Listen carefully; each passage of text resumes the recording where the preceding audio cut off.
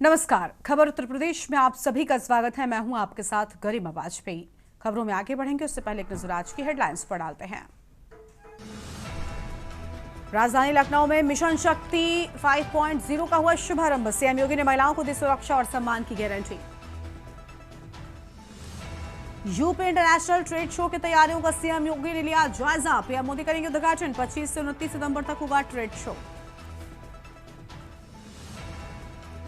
UP outsource सेवा निगम के गठन का शासनादेश जारी। सरकार ने आउटसोर्सिंग भर्तियों के लिए 4 श्रेणियां बनाई। 2013 के तहत गठन किया जाएगा।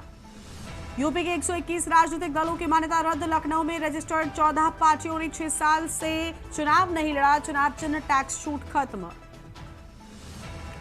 शिक्षा मित्रों के मानदेय मामले में इलाहाबाद हाईकोर्ट ने पारित आदेश का अनुपालन। हलफनामा मांगा। 27 अक्टूबर को सीएस बेसिक को हाजिर होने का आदेश दिया।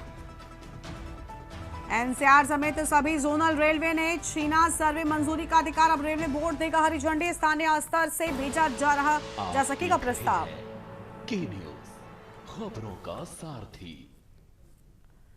रुक करते हैं खबरों की ओर। रायबरेली से खबर है। कांग्रेस के हस्ताक्षर अभियान से जुड़ी खबर। राहुल गांधी के संसदीय क्षेत्र से अभियान की शुरुआत। मंत्री दिनेश प्रताप सिंह नए अभियान की करेंगे शुरुआत। कांग्रेस के वोट चोर गद्दी छोड़ के अब खिलाफ चलेगा नया अभियान और पीएम को आशीर्वाद देंगे रायबरेली की माताएं।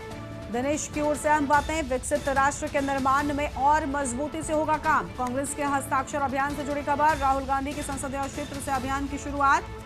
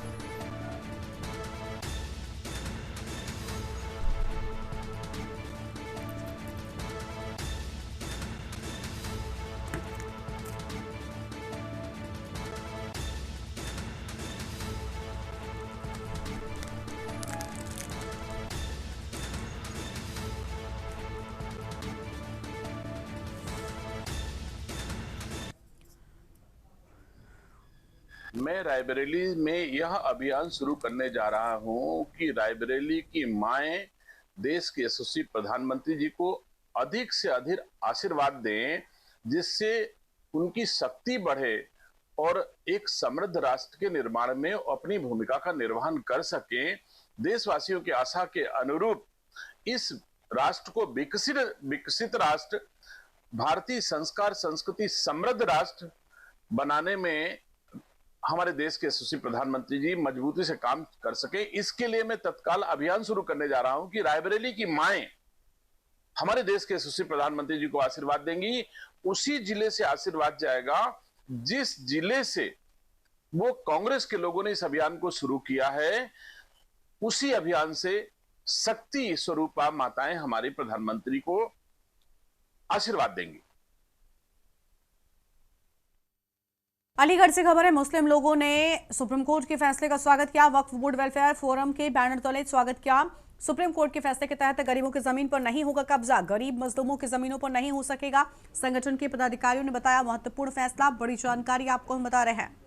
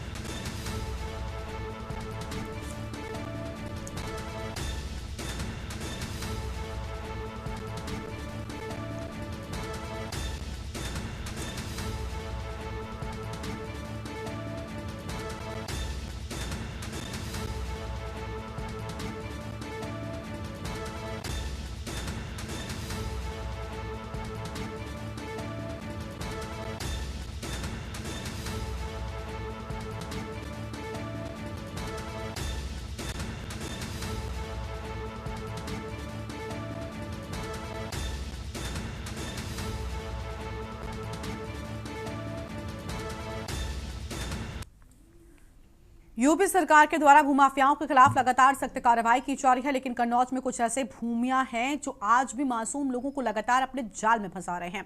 और ताजा मामला कन्नौज के सदर कोतवाली क्षेत्र में सामने आया है, जहां पर पीड़ित बुजुर्ग दंपत्ति ने आरोप लगाते हुए कहा, भूमाफिया रेहान खान उर्फ रेहान बीते कई सालों से उनकी जमीन नहीं दे रहा है। हम लोगों ने कर्ज लेकर बहू के गहने बेचकर, बेटे ने अपनी बाइक बेचकर 6 लाख रुपए इकट्ठा किए और 6 बिस्वा जमीन खरीदे, लेकिन हम लोग भूमाफिया की चाल को नहीं समझे।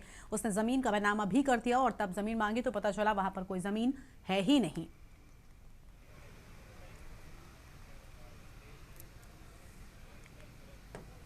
और मैं जमीन ली थी, बैनामा कराया तो ताकि शादी भी हो गई, लेकिन अभी जमीन नहीं दे रहे। सही आज 5 साल हो गए, 6 साल चलते। रेहान और कौसर, और रेहान और अब एक कौसर है, मुसलमान है भाई, मौसी के लड़के हैं। 6 लाख रुपए 5 लाख दिए तो बैनामा के अलग पड़े, एक इकवा जमीन है। फिर हाँ देते हैं, कई लोगों की जमीन ऐसे बैनामा किया, जमीन नहीं दे रहे हैं। हाँ मुकदमा करो तब भी नहीं ले पा, हमारा कुछ नहीं। मामला जमीन वाला है सर, जमीन नहीं मिल रही, 6 साल हो गए और बैनामा रुपया सब ले लिया तुरंत, और ज़मीन कब्जा नहीं दे रहे, कह रहे ज़मीन।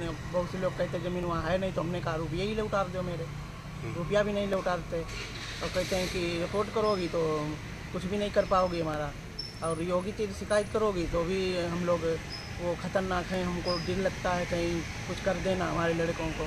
मुसलमान कौंसल और रेहान करते कुछ भी नहीं, ऐसे ही नेता नगरी में रहते। उत्तर प्रदेश के जनपद बुलंदशहर में रेलवे यूनियन ने पूरे खुर्जा जंक्शन रेलवे स्टेशन पर जोरदार नारेबाजी कर सरकार के विरुद्ध अपना रोष जताया है। यूनियन का कहना है कि वो 8वें वेतन आयोग लागू करने की सख्त मांग कर रहे हैं और प्रदर्शनकारी राष्ट्र विरोधी नारे नहीं बल्कि सीधे तौर पर भारत सरकार होश में आओ जैसे नारे लगा रहे हैं। यूनियन नेताओं ने साफ कहा कि अभी तक उनका धरना केवल खुर्जा जंक्शन तक सीमित है, लेकिन यदि उनकी मांगे नहीं मांगी गई तो ये आंदोलन मंडल स्तर पर ले जाएंगे।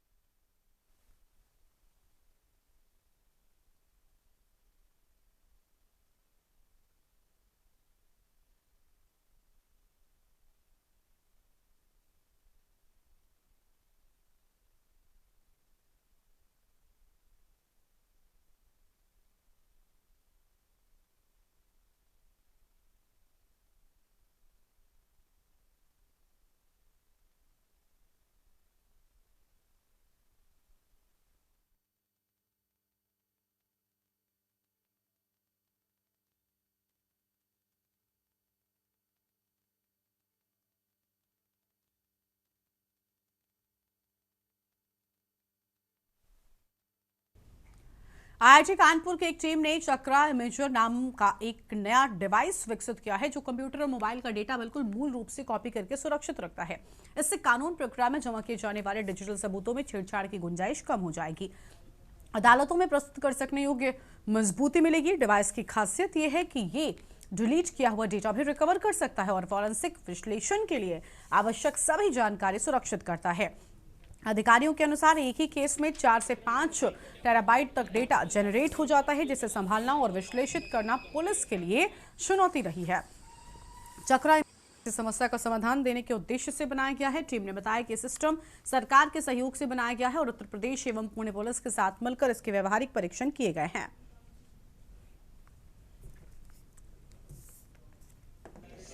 क्राइम का ग्राफ लगातार बढ़ता जा रहा है। सरकार हो, साइंटिस्ट हो, हर कोई साइबर क्राइम को रोकने के लिए प्रयास कर रहा है। नए नए शोध करे जा रहे हैं और नई नई तकनीकी को इजाद किया जा रहा है। कानपुर आईआईटी में पहुंची हुई हूँ और यहाँ पर जो आईआईटीएंस हैं उन्होंने एक नई तकनीकी इजाद करी है जिसका नाम साइबर चक्रा टेक्नोलॉजी है। ये बाकायदे उसका जो बैनर है वो लगाया गया है जिसमें ये लिखा हुआ है कि साइबर क्राइम को किस तरीके से रोका जा सकता है। है ये वो चिप है, ये वो टेक्नोलॉजी है जिसका प्रयोग करके जो फोन जिनको साइबर क्राइम में यूज करा जाता है उनसे डाटा लिया जा सकता है और कहीं ना कहीं कम समय में अपराधियों को पकड़ा जा सकता है।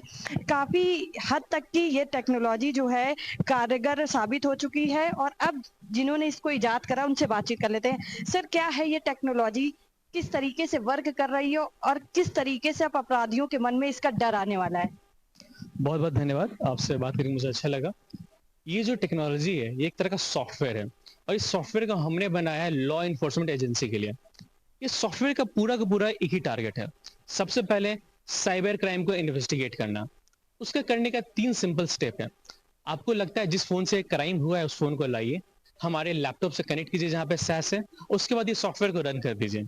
एक बार आपने रन किया ना तो हमारा सॉफ्टवेयर ऑटोमेटिकली डिटेक्ट कर लेगा ये मोबाइल कौन सा है। उसके बाद आपको वो सारी चीज दिखा देगा जो आपको चाहिए। फॉर एग्जांपल ये 4 ऑप्शन देता है। अगर आपको डिलीटेड डेटा चाहिए तो उसके लिए हमने इन हाउस टेक्नोलॉजी बिल्ड की है। अगर अपराधी है ना डेटा डिलीट करके भाग भी जाता है, हमें हमारे पास उनका फोन है तो हम लोग डेटा रिट्राइव कर सकते हैं। ये एबिलिटी पहले हमारे पास नहीं थी और बहुत सारी पुलिस कंप्लेन भी करती थी कुछ कीजिए और हमने किया। ये टेक्नोलॉजी डेवलप करने में हमें कुछ 16-17 महीने लगे हैं और भी बहुत सारी फीचर्स है हमारी। आजकल के जो अपराधी हैं वो भी स्मार्ट हो गए हैं, स्मार्टफोन यूज कर रहा है, स्मार्ट क्राइम करने का उनका तरीका हो गया। तो अब पुलिस किस स्मार्ट तरीके से उनको पकड़ेगी? पुलिस इस बार स्मार्ट तरीके से पकड़ेगी। जो हमारा सॉफ्टवेयर है उससे ऑटोमेटिकली क्राइम तो हो जाएगा, बट ये बात बस टेक्नोलॉजी की नहीं है।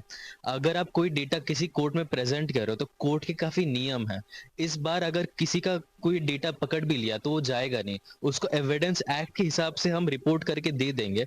जिस हिसाब से अगर चोर पकड़ा गया, उसका डेटा पकड़ा गया, उसको साबित किया जाएगा कि उसने चोरी की थी और वो भाग नहीं पाएगा। तो बहुत सारे केसेस जो पेंडिंग है वो सॉल्व होना स्टार्ट हो जाएंगे और हमारा इंडिया का वर्क फोर्स स्ट्रांग होता जाएगा इससे। अच्छा, पुलिस का कैसे सहयोग कर रहे हैं? कहाँ की पुलिस जो है आपके साथ इसमें सहयोग कर रही है और किस तरीके से अब जो है ना ये कितना टाइम लग जाएगा इस पूरा डेटा को सबमिट करने में और एक अपराधी को सजा दिलाने में कितना टाइम लगेगा? जी देखिए, अभी हम लोगों ने मतलब इसका जो प्रोडक्ट है अभी इसका वैलिडेशन होता है, तो हम लोगों ने इसको वैलिडेशन के लिए इसको अप्लाई कर दिया है एंड ऑल थिंग्स। उसके बाद हमने ना पुणे की एनएफएसयू से बात किया है, गांधीनगर की बात किया है, मल्टीपल जहाँ पे ये एसोसिएशन वर्क करता है हम लोगों ने उसके साथ बात करके कोलैब करने का ट्राई किया है। समवेयर अराउंड दिस मंथ या फिर 1 महीने के अंदर हो जाना चाहिए चीजें। हमने समझा सबसे बात करके कि जब क्राइम होता है और क्राइम होने से नतीजे तक जाने तक समय बहुत घटा दिया हमने। वो समय बस 15 से 20 दिन का है। आपको सस्पेक्टेड डिवाइस लाना है, उसका डेटा एक्वायर करना है, हम लोग रिपोर्ट बना देंगे 3 से 4 दिन में। पुलिस को है ना कोर्ट में प्रेजेंट करना है और उसके बाद कोर्ट कितने सारे डेट्स देता है वहां पर डिपेंड करता है। लेकिन जो A to B था ना उसमें भी 6-6 महीने का टाइम लग जाता था कोर्ट तक जाने में, उसको हमने 15 से 20 दिन का कर दिया। और B to C तो कोर्ट पे डिपेंड करता है। जो अपराधी होते हैं वो फोन को डिस्ट्रॉय कर देते हैं, तो क्या डिस्ट्रॉय होने के बाद भी उसका डाटा आ जाए? हाँ जी हाँ, बहुत अच्छा सवाल आपने किया है और मैंने एक्सपेक्ट नहीं किया था, माफ कीजिएगा, लेकिन ये सवाल बहुत इंपॉर्टेंट है।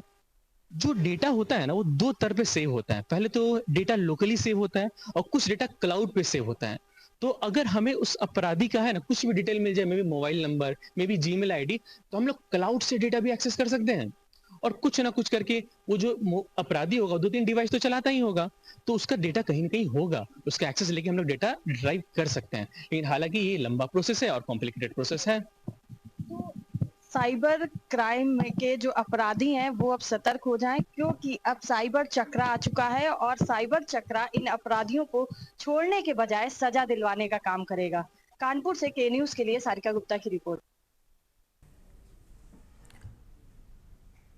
प्रतापगढ़ में गैंगस्टर एक्ट के तहत शातिर गैंगस्टर राजेश मिश्रा और उसकी पत्नी रीना मिश्रा की अवैध संपत्ति जब्त कर ली गई है। पुलिस ने ये कार्रवाई जिलाधिकारी के आदेश पर की है।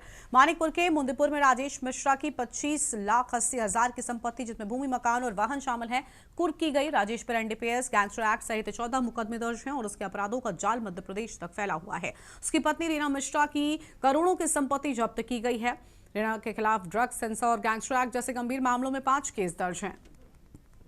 समाज विरोधी क्रियाकलाप निवारण अधिनियम 1986 संबंधित मुकदमा अपराध संख्या 67/25 धारा 2/3 उत्तर प्रदेश गिरोह बंद एवं समाज विरोधी क्रियाकलाप निवारण अधिनियम 1986 थाना मानिकपुर जनपद प्रतापगढ़ से संबंधित अभियुक्ता रीना मिश्रा पत्नी राजेश मिश्रा उपरोक्त के नाम पंजीकृत भूमि घाटा संख्या 54 कुल रकबा 0.179 हेक्टेयर मौजा भवनपुर कस्बा व थाना मानिकपुर जनपद प्रतापगढ़ में बना 3 मंजिला मकान व प्लाट को कुर्क कर जब्त किया जाता है। आज्ञा से जिला मजिस्ट्रेट जनपद प्रतापगढ़। कुर्की नोटिस माननीय न्यायालय जिला मजिस्ट्रेट प्रतापगढ़ द्वारा वाद संख्या 11/25 सरकार बनाम रीना मिश्रा पत्नी राजेश मिश्रा निवासिनी ग्राम मंदीपुर थाना मानिकपुर जनपद प्रतापगढ़ में पारित आदेश संख्या दिनांक 16/9/2025 के द्वारा धारा 14(1) उत्तर प्रदेश गिरोह बंद एवं समाज विरोधी क्रियाकलाप निवारण अधिनियम 1986 संबंधित मुकदमा अपराध संख्या 67/25 धारा 2/3 उत्तर प्रदेश गिरोह बंद एवं समाज विरोधी क्रियाकलाप निवारण अधिनियम 1986 थाना मानिकपुर जनपद प्रतापगढ़ से संबंधित अभियुक्ता रीना मिश्रा पत्नी राजेश मिश्रा उपरोक्त के नाम पंजीकृत भूमि घाटा संख्या 54 कुल रकबा 0.179 हेक्टेयर मौजा भवनपुर कस्बा व थाना मानिकपुर जनपद प्रतापगढ़ में बना 3 मंजिला मकान व प्लाट को कुर्क कर जब्त किया जाता है। आज्ञा से जिला मजिस्ट्रेट जनपद प्रतापगढ़। कुर्की नोटिस माननीय न्यायालय जिला मजिस्ट्रेट प्रतापगढ़ द्वारा वाद संख्या 11/25 सरकार बनाम रीना मिश्रा पत्नी राजेश मिश्रा निवासिनी ग्राम मंदीपुर थाना मानिकपुर जनपद प्रतापगढ़ में पारित आदेश संख्या दिनांक 16/9/2025 के द्वारा धारा 14(1) उत्तर प्रदेश। खबर है बलिया से, जहां पर उभाऊ थाने की पुलिस से लूट और हत्या की घटना करने वाले एक बदमाश को एनकाउंटर के बाद गिरफ्तार किया। पुलिस का कहना है चेकिंग के दौरान एक मोटरसाइकिल आती हुई दिखाई दी, जिसे रोकने का इशारा किया गया तो वो बाइक घुमाकर भागने लगा। पीछे पुलिस द्वारा पीछा किया गया तो अपने को घिरता देख बदमाशों ने पुलिस पर फायरिंग कर दी। जवाबी कार्रवाई में पुलिस द्वारा भी फायर किया गया, जिसमें एक बदमाश नीतीश कुमार सिंह को पैर में गोली लग गई है, जिससे वो घायल हो गया और वहीं एक बदमाश अंधेरे का फायदा उठाकर भाग गया। घायल बदमाश को गिरफ्तार कर लिया गया है। पूछताछ में बताया गया कि पिछले दिनों उभाऊ थाना क्षेत्र में एक शिक्षिका के गले से चेन छीनने का प्रयास किया था। उसी के साथ एक शिक्षक ने विरोध किया तो उसे गोली मारकर हत्या कर दी थी। गिरफ्तार बदमाश के विरुद्ध विधिक कार्रवाई की जा रही है।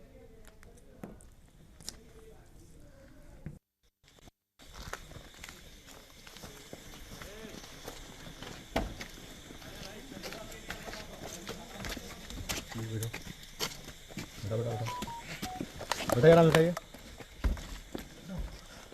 हॉस्पिटल तुम चल के आएंगे।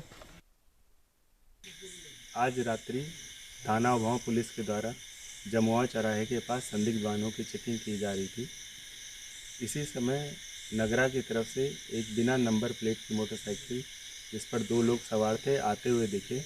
पुलिस पार्टी द्वारा इस वाहन को रुकने का इशारा किया गया, परंतु मोटरसाइकिल सवार ने बाइक को खंडवा की तरफ मोड़ लिया। आगे चलकर उच्चतर माध्यमिक बालिका विद्यालय खंडवा के पास पुलिस पार्टी से घिरता देख इन बदमाशों ने जान से मारने की नीयत से पुलिस पार्टी पर फायर किया गया। पुलिस पार्टी ने आत्मरक्षार्थ इन बदमाशों पर फायर किया, जिसमें एक बदमाश के दाहिने पैर पर गोली लगी और वह बाइक समेत वहीं पर गिर गया। दूसरा बदमाश मौके का अंधेरे का फायदा उठाकर वहां से भाग निकला।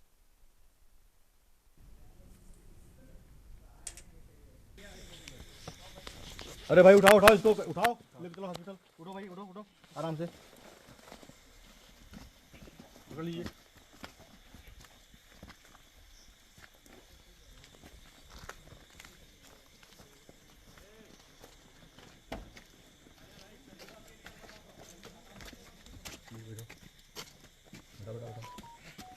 बेटा नाम बताइए,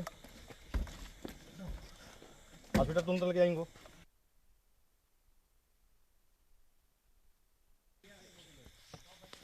अरे भाई उठाओ उठाओ इसको, उठाओ लेके चलो हॉस्पिटल। उठो उठो आराम से पकड़ लीजिए।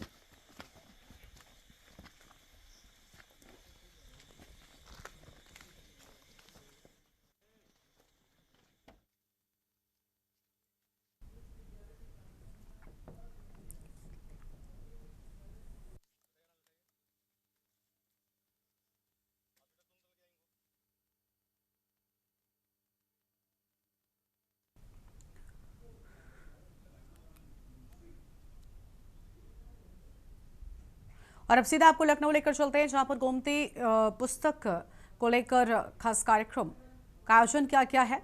तस्वीर आपको हम दिखाएंगे।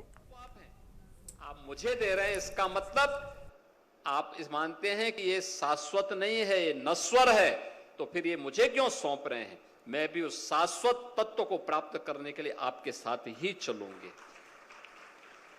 और वह शाश्वत चिंतन कोई दे सकता है, हमारी पुस्तकें दे सकती हैं, पुस्तकें दे सकती हैं। और इसीलिए प्रधानमंत्री जी ने कहा था कि when citizen reads the country leads, यानी जब लोग पढ़ते हैं तो राष्ट्र आगे बढ़ता है। पढ़ना और आगे बढ़ना यह भारत की परंपरा का हिस्सा रहा है। याद रखना, भारत ने दुनिया को विश्वविद्यालयों की एक श्रृंखला दी थी। तक्षशिला विश्वविद्यालय आज के पाकिस्तान में है, और पाकिस्तान को ज्ञान से क्या लेना देना। खैर, आक्रांताओं ने उसे नष्ट भी कर दिया था। तक्षशिला विश्वविद्यालय, तक्ष कौन थे? ये भगवान राम के छोटे, यानी जो उनके अनुज थे भरत, उनके पुत्र का नाम था तक्ष।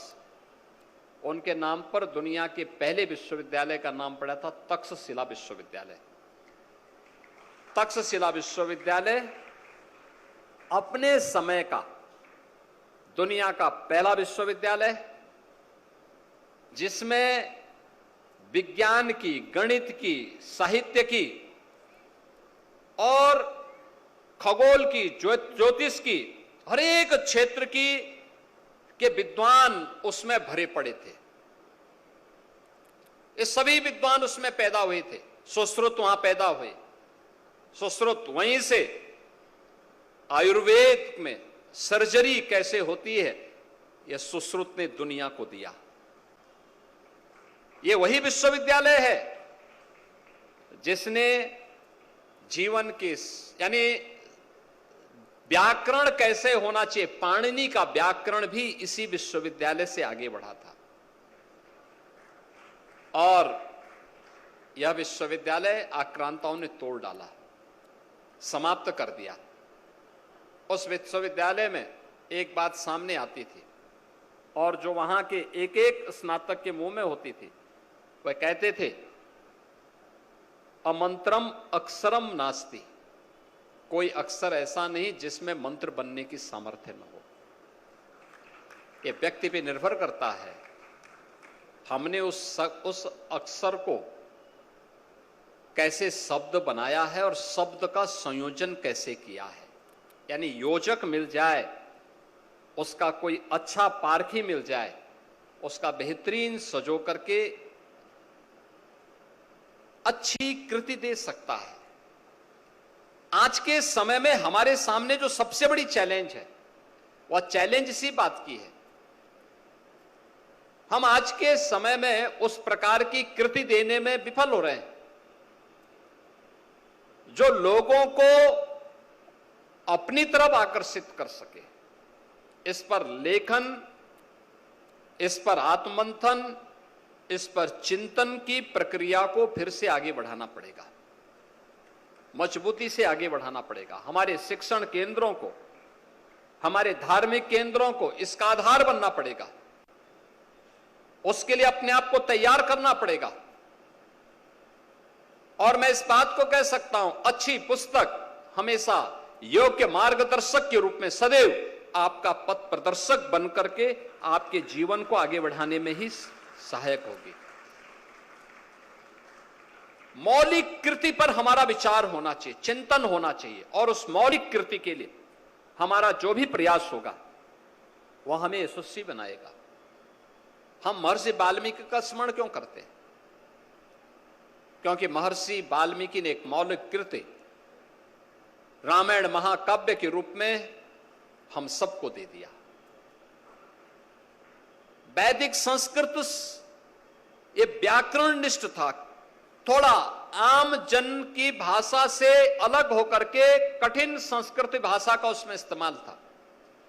लेकिन लोक भाषा में, लौकिक भाषा में व्याकरण को उस लौकिक भाषा में उन्होंने अपना महाकाव्य रामायण का रचा। महर्षि वाल्मीकि ने इतना उपयोगी हो गया, दुनिया के अंदर जितने भी भगवान राम पर साहित्य रचा गया उसकी आधारशिला कोई बनी तो महर्षि वाल्मीकि का रामायण बन गया, आदि महाकाव्य रामायण बन गया। तुलसीदास जी क्यों हमेशा के लिए अजरअमर हो गए? क्योंकि उन्होंने लौकिक भाषा, हमारी लौकिक भाषा अवधि थी, अवधि में उन्होंने रामचरितमानस रच करके लोगों को के अंदर उनके सुख में, उनके दुख में, उनके हर पक्ष में राम के चरित्र को उनके अंतर मन में इस रूप में कर दिया। आप देखते होंगे इस पितृपक्ष के साथ ही प्रारंभ हो चुके रामलीलाओं का आयोजन। अगले 2-3 महीनों तक गांव-गांव में आयोजन होंगे, गांव के ही कलाकार इसके साथ जुड़ेंगे। सामाजिक सौहार्द का और राष्ट्रीय एकात्मता का इससे अच्छा उदाहरण और दूसरा क्या हो सकता है? ये मौलिक कृति की देन होती है। ऐसे ही मौलिक कृति जब भी कोई रचता है, लिखता है, तो न केवल कृति अमर होती है बल्कि उसके रचयिता को भी अमर कर देती है, उसको भी अमर कर देती है। और उस मौलिक कृति को हम अच्छी पुस्तकों के ही सानिध्य में आगे बढ़ा सकते हैं। तो आप लखनऊ से सुन रहे थे मुख्यमंत्री योगी आदित्यनाथ को, जिनकी ओर से हम बातें कही गई हैं। इस बुलेटिन में इतना ही। आप देखते रहिए के न्यूज़ इंडिया। नमस्कार।